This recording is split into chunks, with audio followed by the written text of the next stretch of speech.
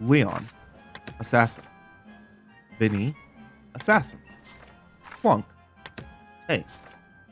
Nibs, fighter. Wait, really? Maybe I'm too used to M1 builds. Genji, support. Rocco, fighter. Chucho, assassin.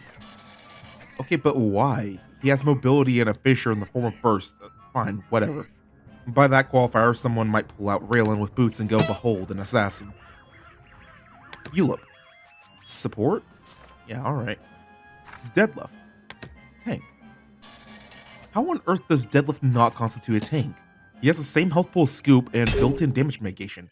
He technically has more effective health on base. No, close out of the beta. We ought to talk about this. Hello everyone, it's Niz. Today's video is one about a subject in the game that honestly confused me since the start, but hasn't been a concern really since because of its lack of relevance once you figure things out. Sure, it can be confusing and frustrating for those who just began, but what does it matter? You learn pretty quickly to stop focusing on roles. Well, that's the thing. Roles are a pretty big deal in pretty much any other game with MOBA or class-based elements. People who come into Awesomenauts expecting that are in for a bit of a rude awakening. Before I get ahead of myself, it's worthwhile to dissect how the rules of Awesomenauts work.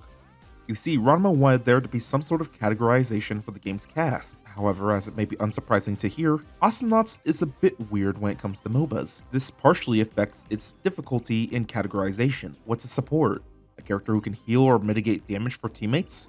No, not necessarily. Someone who could do those things or empower an ally still doesn't fit all of them. What about tanks? High health pool? Plenty of characters in that ballpark that aren't tanks and certainly don't feel like tanks either. Maybe it's also having a high sustain and or damage mitigation on yourself. As demonstrated earlier, that does not necessarily categorize you as a tank. Don't even get me started on the fire and harassers. Worse. I think Assassin's pretty open and shut. A knot with a form of mobility and or stealth that deals high damage. Not necessarily burst. Okay, so what makes a harasser? Is that Poke? Coco's a harasser, completely fair. Yet Rocco isn't? Okay, fine. He has really good chase and kiting, so I'll accept that, but Nuker? Rocco is textbook DPS, even if you're always firing precision shots. Also, Dizzy is a fighter. The character with 3 dashes on base, and the second lowest health pool in the entire game, while dealing a ton of damage if performed correctly, is not an assassin. And go on, explain to me how Penny is a better pusher than Leon. Not to mention, these things aren't mutually exclusive. As mentioned earlier, a tank can also be a support. A fighter can also harass. So let's go over the format Ranma seemed to use to classify their characters for a long time. For each character in this format, there is a bare minimum of 4 categories they each fill out. The first category is their main role: fighter, assassin, tank, harasser, or support. Each character has at least one of these roles, but some even have 2, like Coco, Ix, and Penny. Then there's secondary roles like pusher, nuker, crowd control, area control. Good luck explaining the difference in that to someone who's not familiar with CC, damage dealer, and initiator. And this actually helps a lot in regards of narrowing them down. Up next is the third category, whether they're melee or ranged. It's worth noting that this is not an official category, but one that the wiki and Knots Builder uses. But I do think it's a worthwhile one, as this is what people will see when they look these characters up. And despite being an unofficial one, it's ironically one of the more clear classifications. They do sometimes measure if the character's medium or long range when they give a character the ranged feature, which can be a bit weird. Raylan is classified as long range while Clunk and Lone Star is medium range, despite the fact that they both have longer basic attack ranges on base than Raylan. So I guess the functionality of their abilities also comes into play with this, which frankly I prefer, because if you called someone who can hit you from across the screen medium range, S9 would be putting it lightly. Let's move on to the final category. That being the one exclusive to their movement style. Aerial means that the character flies regularly and doesn't need to come down. And that's pretty much it. Without exaggeration, that is as much as I can say with certainty around this category. Swift, tactical, and balanced? You tell me. Tactical doesn't necessarily mean they have special jumping. It doesn't mean that they have special boots. These movement types aren't different movement speed thresholds nor acceleration.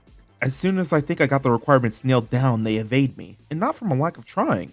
The wiki defines them, but it's probably all guesswork too, because there's no source on these things. Weird fact, Chucho is classified as Swift in both the game and Knots Builder, but classified as Swift and Aerial in the wiki. What helps even less is that once the game hit free to play, they focused on a different format, which was just their main role. Maybe they did it to make the tags less cluttered, maybe try not to confuse new players, but I'd argue this took out the most useful tags in the lineup.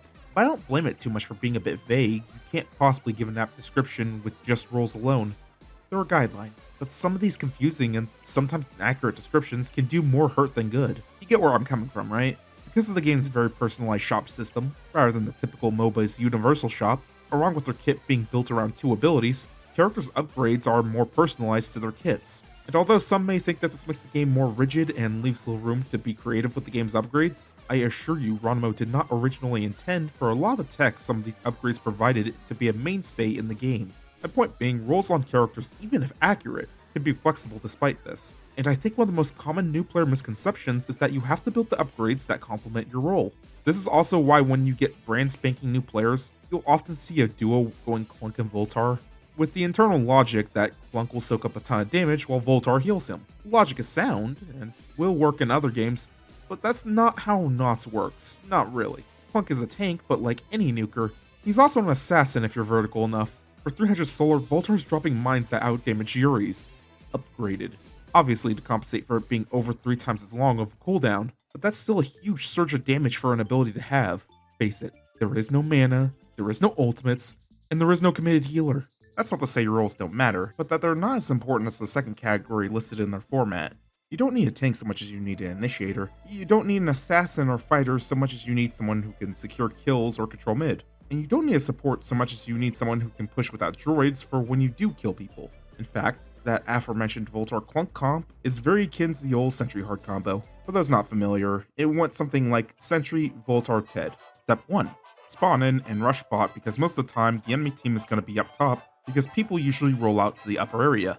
The map design often encourages it and it lets you feed into what's going to be step 2, which would be you assaulting the bottom turret shamelessly before droids even spawn. Sentry soaking damage not just a tank but to build up his black hole, and Voltar healing to keep him in a good amount of health, and Ted will be happy to be there with his machine gun shredding turret. Step 3. The enemy reacts by trying to harshly punish the method and collapsing on the enemy. Step 4. Sentry black holes them with a good amount of stored charge, Ted airstrikes those inside, and Voltar bombs them with drones. If you're really lucky, you might get a teleburst off in this combo as well.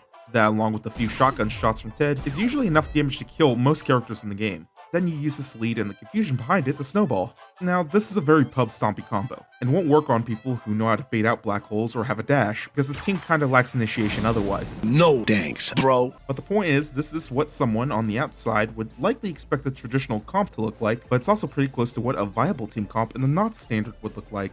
The Voltar Clunk syndrome isn't a fault with their comp, it's a fault with their mentality behind it. You throw in a good initiator and you have a team that can push for days if you win a team fight. You're less looking at the character and more what their pair of abilities bring to the table, and how well they coordinate with other abilities and characters, or against, which unfortunately takes more experience than knowledge to really get down. I'd love to give new players a cheat sheet that would give them all the answers they need while hopefully not removing the joy of discovery from them, but that's just not possible, and instead, you gotta ask the questions. So if you're a fresh install or had a few hours and came back years later and need a refresher, here are the questions that you should ask. Can my team push without droids? Do we have any way to lock down our enemies? Can our team do enough damage to reliably kill someone? Again, there's far more nuances to this, but that's a good start. But remember that despite everything I said a few minutes ago, you're doing quick play matches and the leaderboard doesn't matter. You don't have to really care about the meta outside of a competitive or informative context. Try experimenting sometimes. Don't let your role constrain you. There are obviously things that won't work, tank Raylan is a bust, but a lot of these upgrades are creative enough to allow you to play characters outside the box. This is my opener to insist that yes, you can play support scoop no matter what the doubters say. Holy Cup didn't get patched out of uselessness just for me to ignore the call of the bad advice solo queue mask. Point is, don't let these tags water down your expected experience. This game is a lot more complex than it lets on. These upgrades are tailored for these characters to have curveballs among them. To the extent that when an ability lacks those, it becomes blatant. Don't let your matches be constrained to what your role dictates, nor what's optimal. And if you're searching for what's optimal, don't depend on the roles. And don't be afraid to build what you think is fun or unconventional. As long as you're genuinely trying and you think it'll help, I wouldn't call what you're doing throwing. But that's all I gotta say on this. I hope you all have a good day and be safe.